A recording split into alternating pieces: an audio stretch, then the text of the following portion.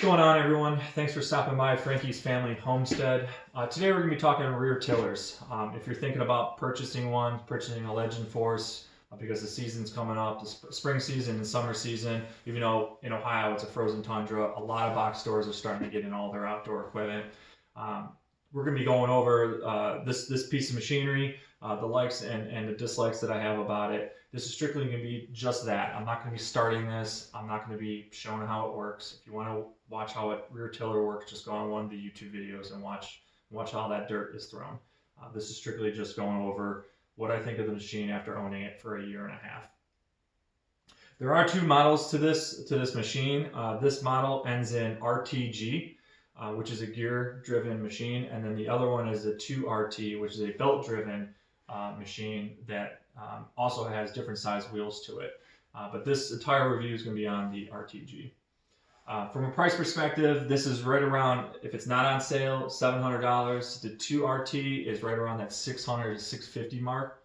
And then if you're looking at one that's similar, like a Champion, which is those yellow tillers at Home Depot, those are like $800. And then if you go into a name brand, Troy-Bilt Pony or Bronco, you're starting at like $900 to $1,500 with those. I originally was looking for a used tiller in the fall of 2023, and I had a price. I was trying to keep the price right around $200 to $300 for something used for a rear one, and I wasn't finding anything. Everything was right around that $400 to $500 used, and I'm like, well, if I'm spending that, I might as well just look at buying a brand new one because some of those are could have been 5 years old, they could have been 15 years old. You don't know how well they're maintained, were they beat up. If I'm going to break something, I might as well break it brand new and then fix it myself rather than have to wrench with somebody else's mistake.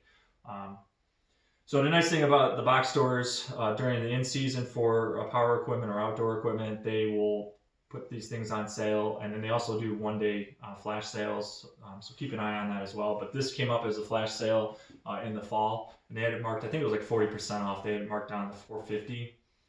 So I ended up purchasing this one and the belt-driven one because at the time they didn't have a lot of information on what the real difference was. The pictures were the same, the information was the same, but nobody could explain why the price difference. So I purchased both and had both shipped to me, and then ultimately decided to go with the gear-driven one. One, it's heavier, and it just feels much more sturdier, much more well-built than the belt-driven version with this.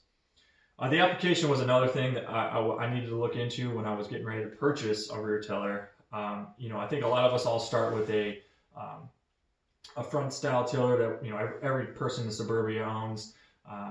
Where you're constantly having to hold it and fight it when you're trying to till that property. I needed something that was heavy, something that I could just let the piece of equipment do its job, and I could just walk behind and let it just break up that dirt.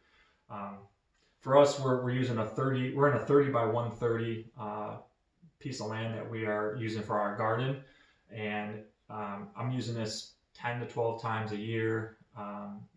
Maybe 5 times in the fall, 5 or 6 times in the spring. I think I have less than 10 hours on this, so that was another thing to consider from the price perspective. If I'm spending $1,000, the return on investment is going to take forever. Do I need to spend that much money on something I'm only going to be using a couple times a year?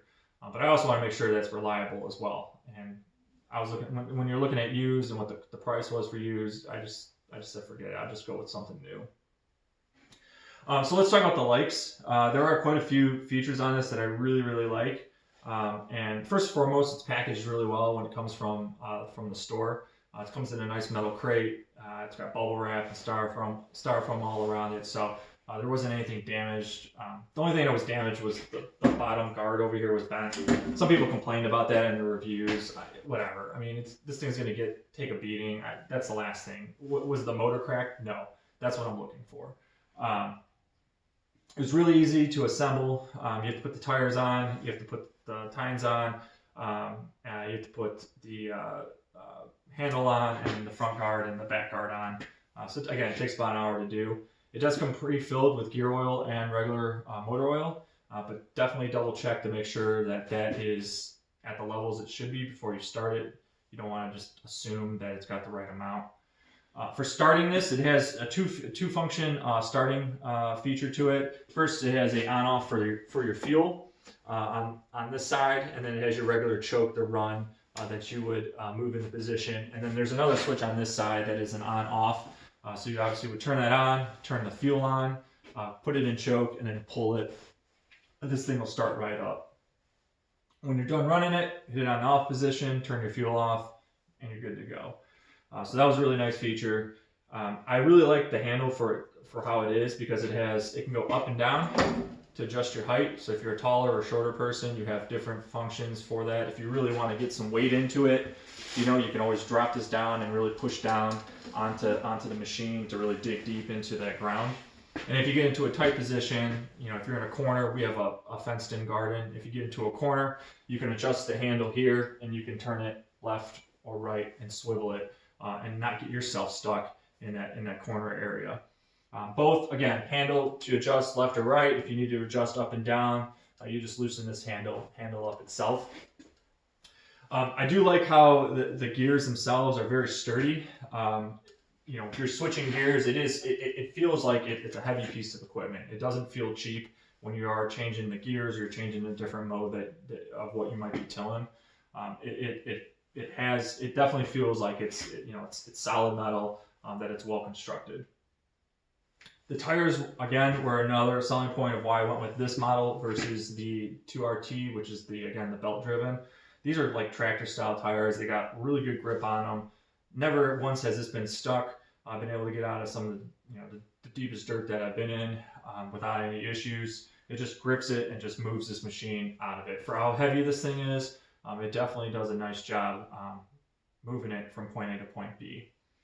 It does have a 2-speed function on here. It has 1 and a 2. 1 is a lower speed, and a 2 is obviously your faster speed. But it can also be adjusted on the clutch. So if you're in 1 and you're going slow, but you want to go even slower, just let up on the clutch a little bit and it'll go even slower. Same function for number 2 speed.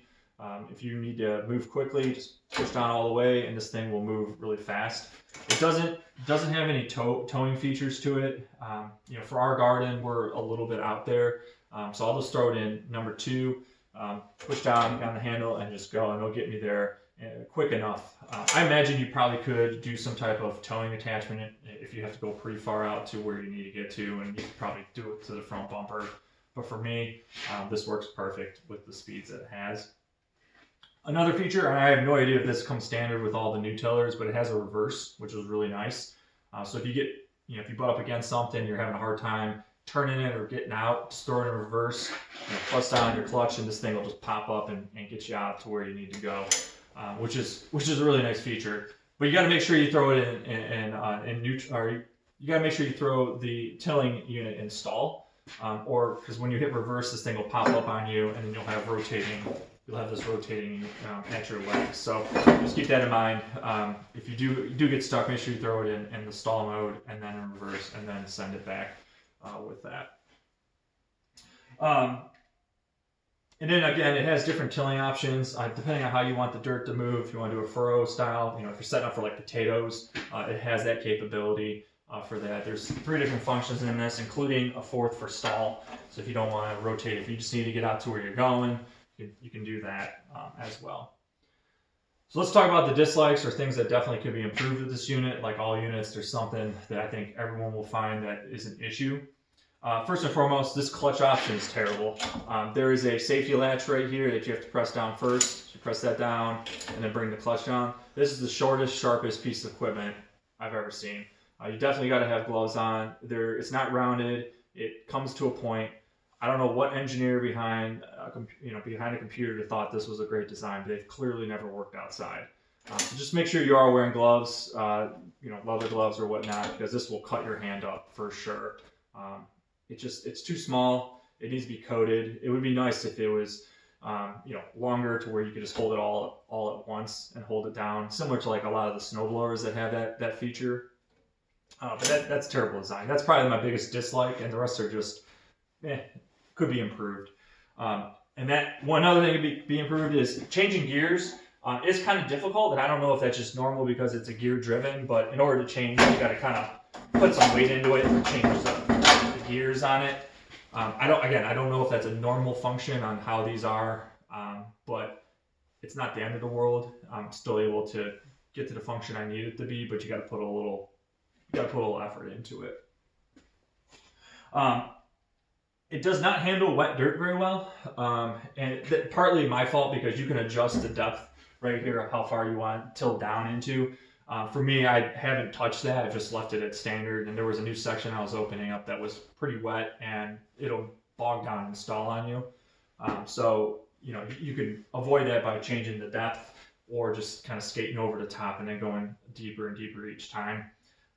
But it will not handle wet dirt in a deep function very well. It'll stall on you. An FYI too, for the motor itself and where all the hot exhaust is and everything in this area, the way when it's throwing, if you're opening up a new section and there's grass or weeds or anything like that, it's going to be throwing through here and it's going to go right into this section. There's crevices right here and it's super hot. If you're not keeping track, that will start smoking if it's grass or weeds or whatever that got caught in there, and it has potential, I think, to at least catch fire. You always hear about like lawnmowers catching fire from leaves sitting on top or right by the motor. I imagine this could happen as well. So when you're getting ready, when you're finished up and you're getting ready, make sure you do clean off this whole section here because this is hot and it will smoke and start burning. I did notice that right the first time using it, of asking what's smoking. This is a brand new unit and it was grass that got caught up on top and it was dried out and started smoking. I'm not sure about the attachments with this. I know they make like a universal furrow kit for this. I don't know if Legend Force, at the time they didn't have any attachments for it, so I'm not sure if there are now available. But just keep that in mind that I'm not sure if there are attachments, but they do make a universal one. I don't know if it works well with this. If anyone has used one, let me know. I'd be curious to know if there's any good attachments with this unit. That's pretty much it from like the dislikes that I've found. I haven't had no leaking of oil or anything like that. No issues starting it. I'm sure I have gas in it now. I'm sure that it'll probably take a couple times to pull because I left it, of course, for 4 months with regular gas in here. But overall, I would say this unit, I would give it a 4 out of 5. For the price, I think it's perfect for what I need it for. If you can find a unit, I would not pay $700 for this. If I'm going to pay $700, I'm probably going to go with a brand name. I'll just wait a little longer to get a toy built. But if I'm finding something that I can get for $400 or $500, I'm willing to take that risk of it being a new brand. Parts might not be as easily available. I'm willing to take that, especially if you're mechanically inclined, you can wrench. This to me would be worth definitely purchasing. It's done everything I need it for. Again, for a 30 by 130 plot of land. But I'd be curious to know if anyone owns this, the gear driven, or if anyone owns the belt driven one, what you guys think of the unit, any issues you've had, things that I might not be aware of yet. I definitely would love to hear. But hopefully this helps a little bit. If you are thinking about buying a rear tiller for the 2025 season, and if you have any questions, just shoot us a message on YouTube. Again, appreciate you hanging out and going through this review.